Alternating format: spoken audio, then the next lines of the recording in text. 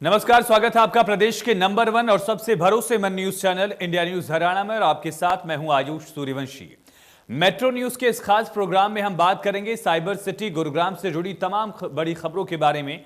औद्योगिक नगरी गुरुग्राम की हर गतिविधि पर, हर बड़ी खबर पर हमारी नजर है, तो बने रहिए हमारे साथ।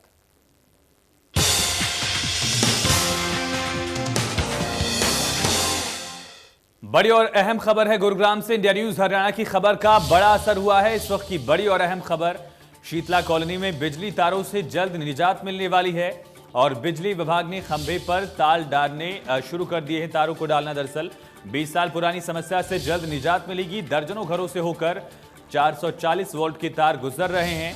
इंडिया न्यूज हरियाणा ने शनिवार को मुद्दा उठाया था और बीजेपी नेता नवीन गोयल ने भी इस मुद्दे को मुखरता से उठाया।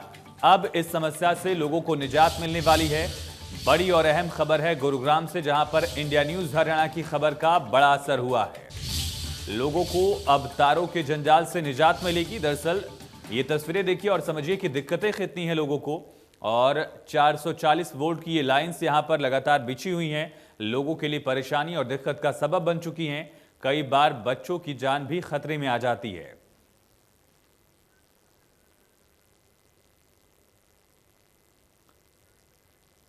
चलिए गुरुग्राम का रुख करेंगे ज्यादा जानकारी के साथ। हमारे संवाददाता राज वर्मा लाइव जुड़ चुके हैं। राज, आखिरकार इंडिया न्यूज ने इस खबर को जब प्रमुखता से दिखाया तो विभागीय अमला जागा है, लेकिन ये कोशिश, ये प्रयास कब से शुरू होंगे?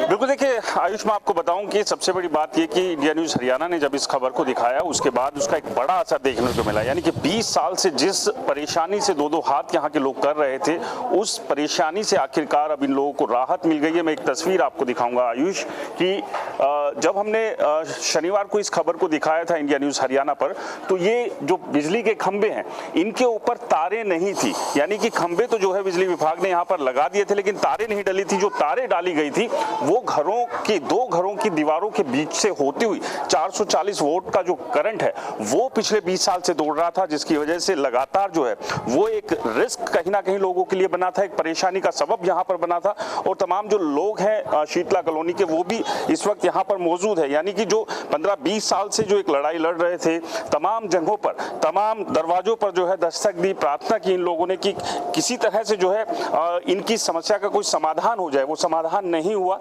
लेकिन जब खबर दिखाई उसके बाद वो एक समाधान अब लोगों को मिला है। और एक ऐसा समाधान मिला है कि अब आखिरकार जो 440 वोल्ट का जो करंट था वो उससे अब निजात मिल गई है, उसके डर से अब निजात मिल गई है। कुछ लोग भी है हमारे साथ, नवीन गोयल जी भी है, बीजेपी के नेता है, इन्होंने भी इंडिया न्यूज हरियाणा के साथ इस मुद्दे को उठाया था। नवीन जी, आखिरकार जो है लोगों को मुसीबत से निजात मिल गई है। जी सर, सबसे पहले तो मैं हमारे बिजली अधिकारियों का, हमारे माननीय रणजीत सिंह जी बिजली मंत्री जी का मैं बहुत बहुत धन्यवाद करता हूं। देखिए, हमारी सरकार काम करने के लिए वचनबद्ध है, लेकिन कई बार क्या होता है किसी भी कारण से काम लेट हो जाता है, हम उसके लिए क्षमा प्रार्थी भी। और लेकिन मैं इस बात का आश्वासन देता हूं कि हमारी प्रायोरिटी है कि जो मूलभूत आवश्यकताएं हैं, जो मूलभूत ज़रूरतें हैं, हमारी सरकार उसको देने के लिए 24 घंटे तैयार है। और मैं इस कॉलोनी के जितने जागरूक लोग हैं उन सबको बधाई देना चाहता हूँ कि इनके सबके प्रयासों से, देखिए माध्यम है हम, तो हमारा काम ये है कि आपकी आवाज़ को, जनता की आवाज़ को सरकार तक, अधिकारियों तक पहुंचाना। आप जिस शहर में, इस गुरुग्राम में हम खड़े हैं, ये मिलेनियम सिटी, साइबर सिटी है। और मैं कहता हूं कि यहाँ पर ज़्यादा नहीं तो 8 से 10 तो IAS अधिकारी यहाँ पर बैठते हैं। GMDA का यहाँ पर निर्माण किया गया है। तो इस बात में भी कोई दो राय नहीं है कि पुरानी सरकारों ने यहाँ पर इंफ्रास्ट्रक्चर को डेवलप किया नहीं और सेक्टर्स काट दिए। 2021 का मास्टर प्लान काट दिया, 2031 का मास्टर प्लान काट दिया, लेकिन मूलभूत आवश्यकताओं को, चाहे वो पानी के निकासी को लेकर के, चाहे वो बिजली की समस्याओं को लेकर के, जैसा कि आप अभी कवर कर ही रहे थे, इस तरह की समस्याओं को दरकिनार करते हुए मद्देनजर उसको रखा ही नहीं, सारी बिना प्लानिंग के सारी कॉलोनियां काट दी। लेकिन इसमें यह है कि अच्छी चीज़ है, अधिकारियों ने जल्दी काम किया है। मैं दोबारा उनका बहुत बहुत धन्यवाद करना चाहता हूँ। तो एक उम्मीद जो थी कहीं ना कहीं वो उम्मीद पूरी हुई है। कितने लंबे समय से ये दिक्कत थी और अब राहत मिली है, कैसा महसूस कर? जी भाई साहब, ये 15 साल से समस्या थी और अब नवीन भाई साहब के पास हम एक बार गए थे, इन्होंने हमारे को 10 दिन का टाइम लिया था और इन्होंने हफ्ते के अंदर अंदर ही हमारा ये काम करवा दिया और इससे हमारी गली के और मोहल्ले के सारे आदमी खुश हैं। जो परेशानी थी वो परेशानी क्या थी और अब तारें डल गई हैं? क्या अब इन तारों से बिजली आ रही है या अभी भी वो जो घरों के बीच की दीवारों से जा रही थी उन्हीं से है? नहीं, अभी जो नई लाइन डली है उससे बिजली आ रही है और नवीन भाई साहब का बहुत धन्यवाद है। यहाँ की पब्लिक इतनी परेशान थी कि बारिश के टाइम तो आशंका बनी रहती थी कि कहीं जान माल का नुकसान ना हो जाए। धन्यवाद नवीन भाई का। खुश हैं? मुसीबत से छुटकारा मिल गया? बहुत खुश है भैया, हम तो बहुत ज्यादा खुश है। धन्यवाद। तो आयुष, तो नवीन भाई साहब का बहुत बहुत धन्यवाद है। हमारा यहाँ बहुत अच्छा काम करा है। हमारे तार डलवाए 25 साल से हम बहुत परेशान थे। 15 साल तक बहुत ज्यादा, जब मर्जी टूट कर गिर जाते तार, तो उन सब बहुत परेशान थे। बहुत अच्छा काम करा है, उसके लिए बहुत बहुत धन्यवाद भाई साहब। तो जो एक 15 साल से जिस मुश्किल का सामना लोग कर रहे थे आयुष, आखिरकार उन लोगों को जो है उस मुश्किल से निजात मिल गई। इन चेहरों की खुशियों से, चेहरों पे जो खुशी है उसी से अंदाजा लगाया जा सकता है कि इससे पहले कितनी दिक्कतें थी। लगातार हर दरवाजे पर चिट्ठी पत्री प्रार्थना करते रहे, लेकिन कोई समाधान लोगों को नहीं मिल रहा था। अब आखिरकार वो समाधान मिल गया है और जो 440 वोट के करंट का डर था उससे निजात मिली है। जी राज, तमाम जानकारी के लिए बहुत शुक्रिया आपका। लोगों को सुना आपने किस तरह से लोगों ने इस समस्या का समाधान होने के बाद धन्यवाद किया है बीजेपी नेता का और इंडिया न्यूज का भी। आगे बढ़ते हैं। देश के करीब 10 लाख बैंक कर्मचारी निजीकरण के खिलाफ आज और कल 2 दिवसीय राष्ट्रव्यापी हड़ताल कर रहे हैं। बैंक कर्मचारी किसान संगठनों के आह्वान पर 2 दिन तक कामकाज ठप करके धरना प्रदर्शन कर रहे हैं। 2 दिनों तक बैंक बंद होने के चलते लोगों को भी लगातार परेशानियों का सामना करना पड़ रहा है। तो तस्वीरें आप देखिए किस तरह से बैंकों का जो कामकाज है वो ठप पड़ा है और इस वजह से आम उपभोक्ता को भारी परेशानी हो रही है। प्राइवेटाइजेशन के खिलाफ बैंक के कर्मचारी लगातार अब अपना आंदोलन आगे बढ़ा रहे हैं। 2 दिवसीय हड़ताल पर हैं बैंक के कर्मचारी और इस फोरम में भारत के बैंक कर्मचारी और अफसरों के 9 संगठन शामिल हैं। हड़ताल की सबसे बड़ी वजह सरकार का वो ऐलान है कि IDBI बैंक के अलावा 2 और सरकारी बैंकों का निजीकरण हो रहा है। बैंक यूनियंस निजीकरण का विरोध कर रही हैं और इसी सिलसिले में 2 दिन की हड़ताल बुलाई गई है।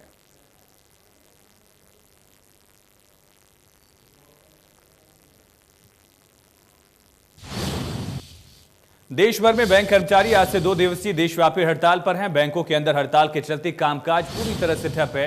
इससे लोगों को भी बड़ी परेशानी का सामना करना पड़ रहा है।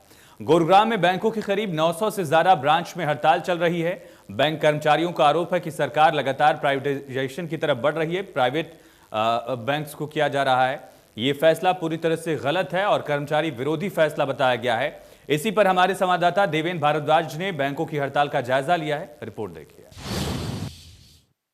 देश भर में आज सरकारी बैंकों की हड़ताल है और हड़ताल इस बात को लेकर है कि प्राइवेटाइजेशन को लेकर लगातार सरकारी बैंक कर्मचारी इसका विरोध कर रहे हैं कि बैंकों का जो प्राइवेट किया जा रहा है उसका ये विरोध कर रहे हैं, क्योंकि सरकार की तरफ से जो प्रस्ताव आया था उसमें 2 बड़े बैंकों को प्राइवेट करने की बात कही गई थी और इस प्रस्ताव के विरोध में लगातार जो बैंक कर्मचारी हैं, बैंक यूनियन हैं, वो आज और कल यानी कि 2 दिन की हड़ताल पर हैं। सीधे तौर पर कहा जाए तो जो बैंकों की तरफ से हिदायतें दी गई हैं, सरकार की तरफ से जो सुझाव दिए गए थे सरकार को कि बैंकों को प्राइवेट ना किया जाए, क्योंकि पहले भी करीब 14 बैंक ऐसे हैं जिनको विलय किया गया है आपस में। तो एक बड़ी बात है, लगातार बैंक कर्मचारियों का यही आरोप है, बैंक यूनियन का ये आरोप है कि जो सरकार है वो लगातार प्राइवेट कर रही है बैंकों को, जिससे कर्मचारियों को सीधे तौर पर बड़ा नुकसान है। और आज जिस तरह से गुरुग्राम की बात की जाए तो करीब 900 से ज़्यादा बैंक गुरुग्राम के अंदर है जहां पूरी तरह से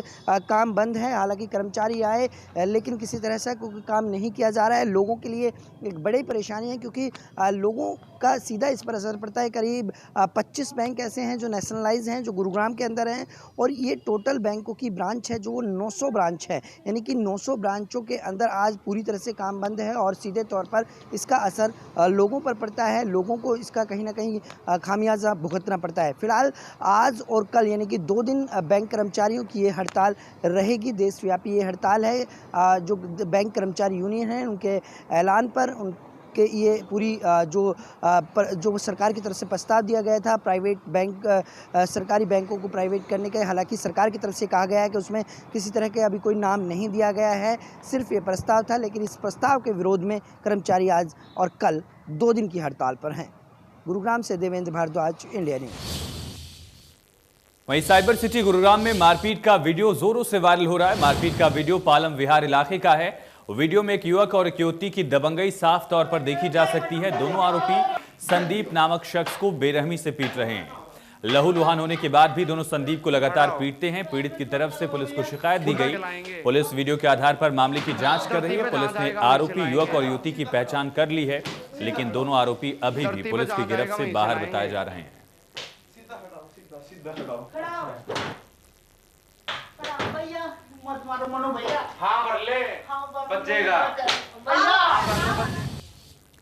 गुरुग्राम के जैकबपुरा स्थित श्री दिगंबर जैन बारादरी में निःशुल्क दिव्यांग कल्याण शिविर का आयोजन किया गया। ये शिविर वर्धमान सेवा संस्थान द्वारा रेड क्रॉस सोसाइटी के सहयोग से लगाया गया है। 3 दिवसीय इस शिविर में 350 से ज्यादा विकलांग व्यक्तियों को यंत्र, बैसाखी, ट्राईसाइकिल, हाथ और पैर लगाए गए। संस्था के अध्यक्ष मनोज जैन ने बताया कि शिविर का मुख्य उद्देश्य विकलांगों की मदद करना है, जिससे वो स्वावलंबी बन सकें। रेड क्रॉस के सचिव श्याम सुंदर का कहना है कि संस्था द्वारा सराहनीय काम किया गया। नर सेवा नारायण सेवा, इससे बड़ा पुण्य का काम कोई नहीं है। गुरुग्राम के जैकबपुरा में पूरे शिविर का आयोजन किया गया है। वर्धमान सेवा संस्थान है हमारे गुरुग्राम में। इन्होंने ये जिम्मेदारी ली कि हम प्रशासन के साथ मिलकर, रेड क्रॉस सोसाइटी के साथ मिलकर, भगवान महावीर विकलांग सहायता समिति जयपुर और दिल्ली के साथ मिलकर दिव्यांगजन के लिए सेवा करेंगे। तो ये 3 दिवसीय कैंप है जो कि कल शुरू हो चुका है और आज और फिर मंडे तक ये कैंप चलेगा। इसमें जो टारगेट है 300 दिव्यांगजनों का आने का है। अब तक 150 से अधिक लोगों का हाथ और पाँव बना के दिया जा चुका है। इसी प्रकार से ट्राईसाइकिल और व्हीलचेयर भी खुद निःशुल्क वितरित की है। और जो दिव्यांग हैं वो गुरुग्राम जिले से ही नहीं हैं, वो दिल्ली व आसपास के यूपी और यहाँ तक कि जो दिव्यांगजन अफगानिस्तान के भी रहने वाले हैं, जो दिल्ली में रहते हैं, उन्होंने भी अपना पाँव और ये हाथ लगवाया है। 18 मेंबर्स हैं। तो बैठे बैठे हमारे मन में विचार आया, क्योंकि हम देखते थे विकलांग आदमी रगड़ते हुए, घसीटते हुए सड़कों पर जा रहे हैं, तो मन में विचार उठता था कि क्या हम इनके लिए कुछ कर सकते हैं। जब इनको देखा, इनकी व्यथा को देखा, तो हमने मिलकर विचार किया क्यों ना एक ऐसा प्रयास किया जाए जो ये अपने पैरों पर खड़े हो जाएं और अपने आत्मनिर्भर, जैसे हमारे प्रधानमंत्री मोदी जी भी कहते हैं कि हमें आत्मनिर्भर बनना है, तो क्यों ना ऐसा काम करें कि ये भी किसी तरह से आत्मनिर्भर बन जाए। तो हमने सोचा, तो रेड क्रॉस सोसाइटी की तरफ से उनके साथ मिलकर श्री श्याम सुंदर जी से हमारी बात हुई, जो सेक्रेटरी हैं वहाँ के, उनसे बात हुई। तो हम दोनों सबने मिलकर प्रयास किया, एक कैंप लगाया और यहाँ पर लगभग 250 जो हमारे दिव्यांग भाई और बहन यहाँ पर आए, रगड़ते हुए, घसीटते हुए आए और पैरों पर चल कर गए। यहाँ पर संडे को शुरू हुआ था हमारा ये कैंप 13 तारीख को, आज लास्ट दिन है 15 तारीख को। और आने वाले मतलब जो भाई आए हैं वो पूरी मतलब खुश होकर गए हैं कि आज से मतलब जो व्यक्ति 15 साल से रगड़ कर घसीट कर चल रहा था, आज वो अपने पैरों से चलकर यहाँ से गया।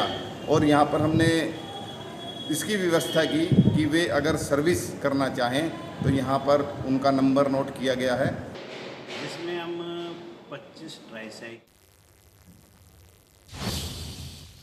गुरुग्राम के सबसे भीड़भाड़ वाले सदर बाजार में नगर निगम और गुरुग्राम महानगर विकास प्राधिकरण नो व्हीकल जोन बनाने की योजना पर काम कर रहे हैं, यानी कि बाजार में वाहन प्रवेश नहीं कर सकेंगे। नगर आयुक्त विनय प्रताप सिंह ने कहा कि पैदल यात्रियों के लिए इसे अतिक्रमण मुक्त भी किया जाएगा। 20 मार्च से पहले चरण में ट्रायल शुरू होगा। एमसीजी अधिकारियों के मुताबिक आमतौर पर बेतरतीब पार्किंग और अतिक्रमण से भरे रहने वाले बाजार पैदल यात्रियों के लिए खाली हो जाएंगे। यात्रियों के लिए कॉमन सराय में मल्टी लेवल पार्किंग की सुविधा देने के लिए भी काम शुरू हो गया है। सदर बाजार में सोहना चौक और डाकघर की इमारत के बीच सड़क के दोनों ओर सैकड़ों दुकानें हैं और दुकानदार ग्राहकों को आकर्षित करने के लिए अपनी दुकानों के बाहर सामान रखते हैं। इससे ट्रैफिक भी जाम होता है और पैदल चलने वालों को भी दिक्कत होती है।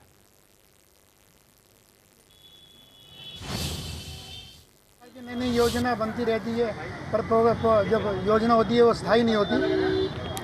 इसलिए मैं तो ये कहूँगा कि जो भी योजना बनाए वो स्थायी बनाए, वो चेक करते रहें। जब इनका ट्रांसफ़र हो जाता है तो वो योजना वो फिर ठंडे बस्ते में चली जाती है। योजना हमारे लाभ के लिए होती है, परंतु पूरा लाभ हमें नहीं मिल पाता। देखो उनके दिमाग में क्या योजना है, मुझे लगता है कि ये जो योजना है सिरे नहीं चढ़ पाएगी। नो व्हीकल में थोड़ा सी परेशानी तो होगी। एक तो पार्किंग की सुविधा नहीं है बिल्कुल भी, और कस्टमर को दिक्कत होगी, दुकानदारों को माल लाने में परेशानी होगी। भाई परचून का सामान जाना है, दुकानदारों का माल आना है, तो उसके लिए थोड़ा सा प्री प्लान काम नहीं है अभी। और इसको तैयारी करके उसके बाद कर सकते हैं, या सिर्फ कस्टमर के लिए हो, भाई कस्टमर की पार्किंग हो जाए। क्योंकि दुकानदारों को सामान तो लाना पड़ेगा ना दुकान के लिए, और भेजना ही पड़ेगा। अब शादियाँ हैं, शादी किराना का सामान जाएगा, तो उसको कैसे देखते हैं? तो उसे पार्किंग की तो मेन समस्या, पार्किंग की बिल्कुल भी नहीं। तो अतिक्रमण तो थोड़ा बहुत तो हर बाजार में होता ही है। और इसी बीच इस वक्त की बड़ी खबर का रुख करेंगे। गुरुग्राम से बड़ी खबर है, आज से 24 घंटे वैक्सीन लग रही है। गुरुग्राम के 45 अस्पतालों में कहीं भी टीका लगवाया जा सकता है। सरकारी और प्राइवेट अस्पतालों में सेंटर बनाए गए हैं। स्वास्थ्य विभाग ने भी टीकाकरण की तैयारियां पूरी कर ली हैं। तो बड़ी और अहम खबर है गुरुग्राम से, कोविड-19 की वैक्सीन गुरुग्राम में 24 घंटे में किसी भी वक्त सरकारी या प्राइवेट हॉस्पिटल्स में जहां पर सेंटर्स बनाए गए हैं वैक्सीनेशन के लिए, वहां पर जाकर लोग अपनी बारी आने पर वैक्सीनेशन करवा सकते हैं। स्वास्थ्य महकमे ने इसके लिए तैयारियां मुकम्मल कर ली हैं। बड़ी और अहम खबर गुरुग्राम से, आज से 24 घंटे कोरोना की वैक्सीन लग रही है गुरुग्राम में, और ज़्यादा से ज़्यादा लोगों को वैक्सीन लगाई जा सके, इस वजह से स्वास्थ्य महकमे ने फैसला लिया था कि 24 घंटे वैक्सीन लगाई जाएगी। सरकारी और प्राइवेट सेंटर्स में भी लगातार वैक्सीनेशन का काम मुकम्मल तौर से जारी है, और स्वास्थ्य विभाग ने टीकाकरण के लिए तैयारियां भी पूरी कर ली हैं। 45 अस्पताल हैं जहां पर कोविड सेंटर बनाए गए हैं, और यहां पर वैक्सीन लगवाई जा सकती है। रजिस्ट्रेशन के बाद आप लोग भी अपनी बारी आने पर वैक्सीनेशन करवा सकते हैं। इसी के साथ मेट्रो न्यूज में इतना ही, लेकिन खबरें लगातार जारी हैं, बने रहिए।